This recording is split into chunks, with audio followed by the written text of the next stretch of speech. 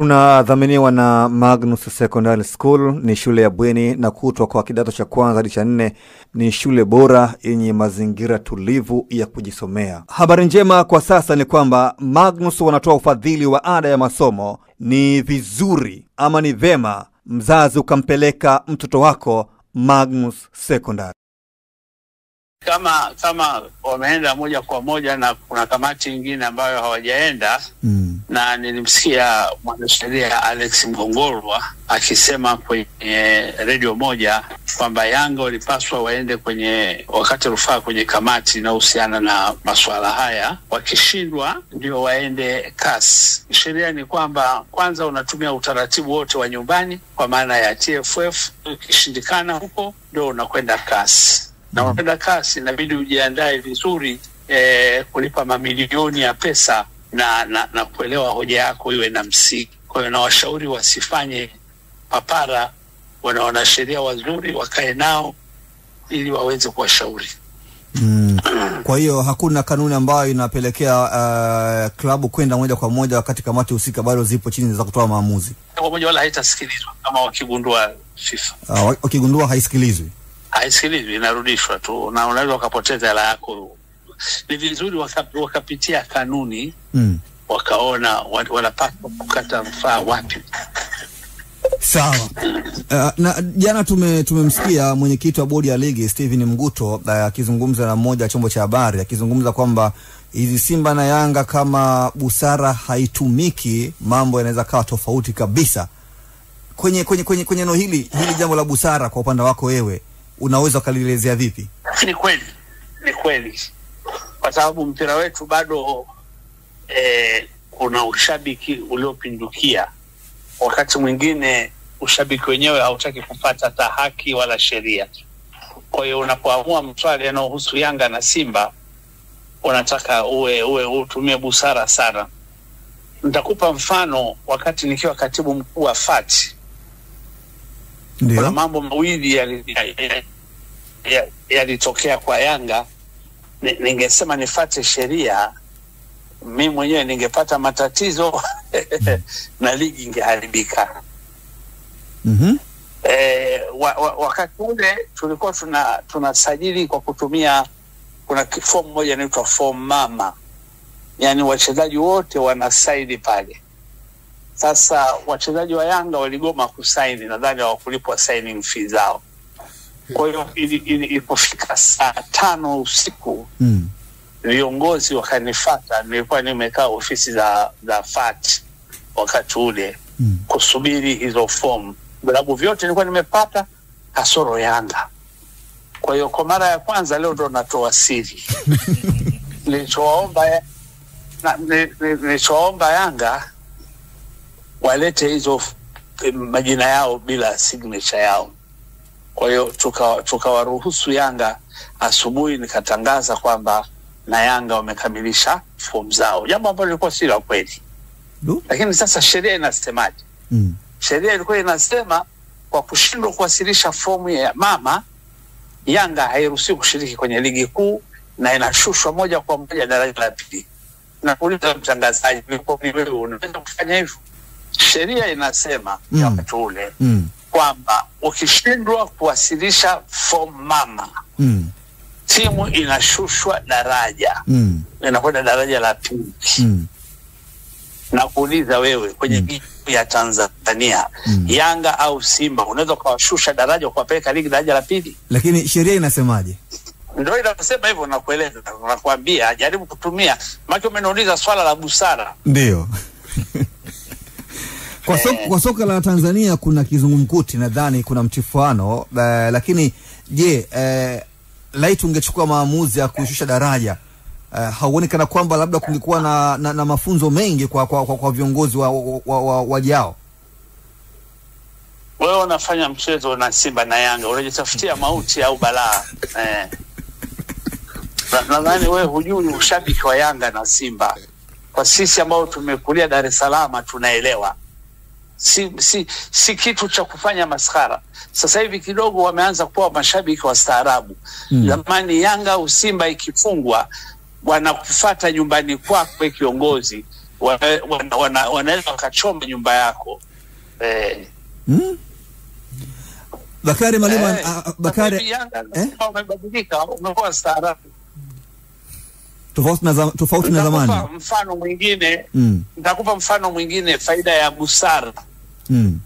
Mfano mwingine, faida ya busara. Mahakama Kuu inatoa kila siku hukumu ya watu kunyongwa. Lakini karibuni marais wote wanatumia busara. Hawapendi kuidhinisha kunyongwa kwao, wanawaacha wanakaa mle mle mpaka wanakufa, wengine wanasamehewa. Na kuna kesi moja niliisoma, mtu mmoja alikuwa ni mwizi, kila mara anakamatwa, anapelekwa mahakamani. Kumbe yule anaona raha kukaa gerezani. Kwa hiyo hakimu aligundua hiyo, akamwambia pamoja na kwamba uko kwenye hatia, nitakuweka nje ya probation, sikupeleki ndani. Sasa ijayo ukiletwa kwa kosa hili nitakufunga miaka mingi. Ingawa sheria inaruhusu amfunge, lakini hakimu akatumia busara kutaka kumuokoa huyo mhalifu. Kwa hiyo shekhe, busara ni kitu muhimu sana, sio tu kwenye mpira, kwa jambo lolote. Hata wewe kwenye redio yako hiyo, akija mtu anatoa taarifa yake ya kutukana viongozi, sidhani kama utampokea. Ndio, sitampokea. Hiyo ndio busara hiyo. Sawa. Sawa. Kuna kauli pia amezungumza pia Steven Mguto kwamba mambo yakiwa mazito pia watajaribu pia kuzungumza ama kuiomba pia serikali pia iweze kuwasaidia kwa sababu ya hizi ya Simba na Yanga, kana kwamba zimebeba sana vichwa vya wapenda kabumbu. Hili nalo likoje? Hakuna ubaya, kwa sababu hiyo inaonyesha ushirikiano mzuri uliopo kati ya TFF, bodi ya ligi na serikali. Kwa hiyo kwenda kwa baba kutaka ushauri ni jambo zuri sana, wala si jambo baya hata kidogo.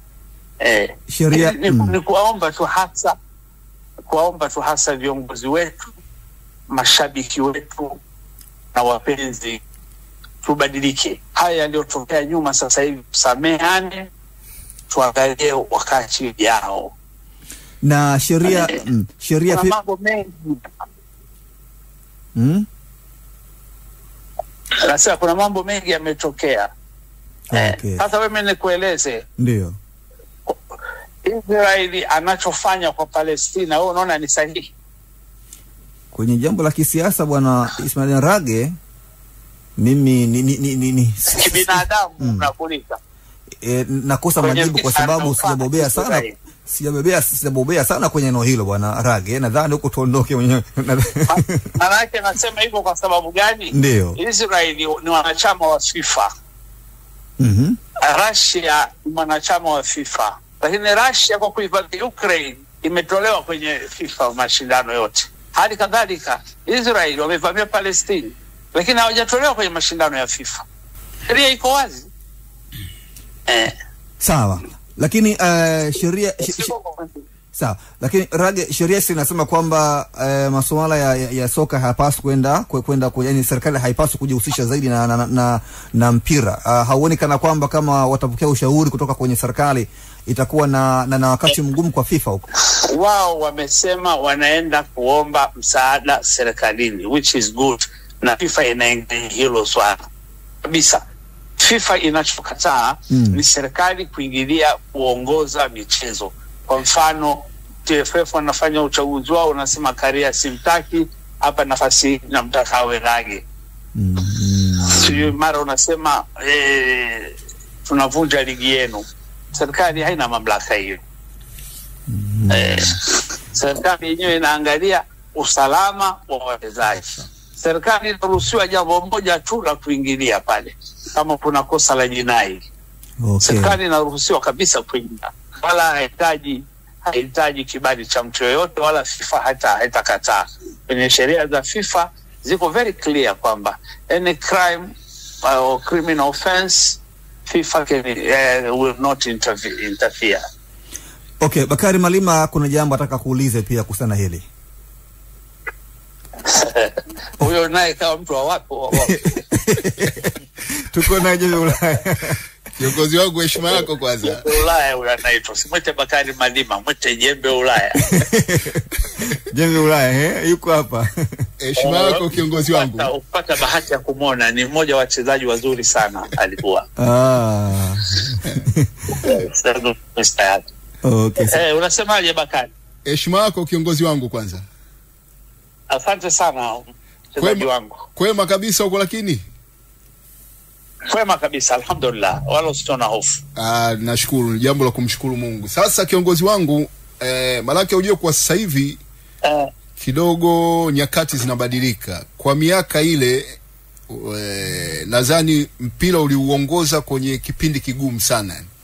Lakini kwa sasa hivi bahati nzuri mambo mengi yamebadilika sana.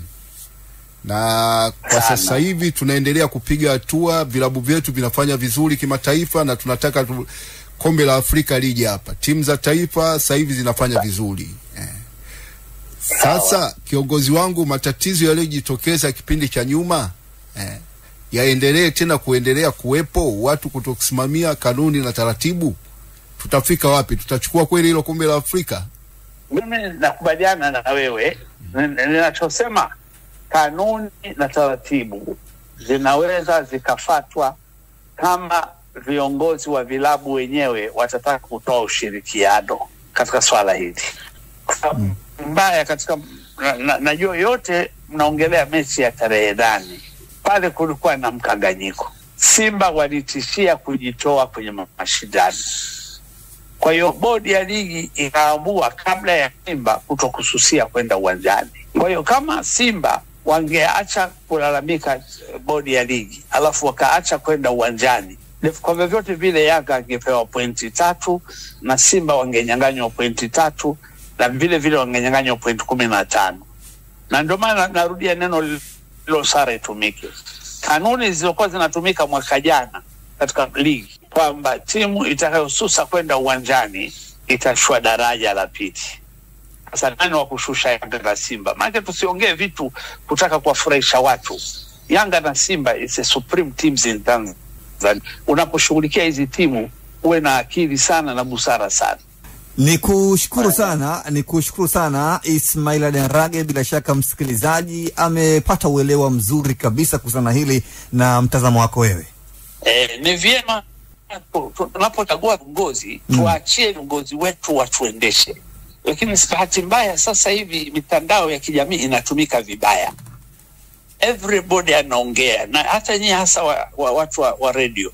Unaona kumchukua mtu kumhoji, he has never played football, hajakuwa kiongozi wa mpira, hajui mambo ya mpira, anapenda klabu yake, anaongea maneno ya ajabu. Kuna wengine wanafika anaongea Simba ukifungwa leo ndio mtoe mke wangu. Huyu ana akili kweli, anaweza kuongea hadharani maneno ya namna hiyo? Watu wa namna hiyo. Lakini sasa nyinyi bado mnarekodi kwenye mitandao ya kijamii. Mtu anasema hivyo, mwingine anasema tena alikuwa mtangazaji, Yanga mkitufunga mimi nitatembea uchi mpaka Msimbazi. Sasa hebu imagine, tena mtangazaji huyu alikuwa. Mnafanya haya mambo. Comments zingine ni za kitoto. Tubadilike sasa. Mpira wa Tanzania umebadilika kama alivyosema Bakari. Wakati ule wa kwetu sisi ulikuwa mgumu sana ule. Unaendesha kutukana uwanjani ilikuwa kitu cha kawaida. Kabisa mtu anakuita jina lako alafu anatoa tusi kwa babako au mamako. Kwa hiyo nasema tubadilike, tupende mpira. Usisahau kusubscribe kwenye YouTube Mwandike Digital.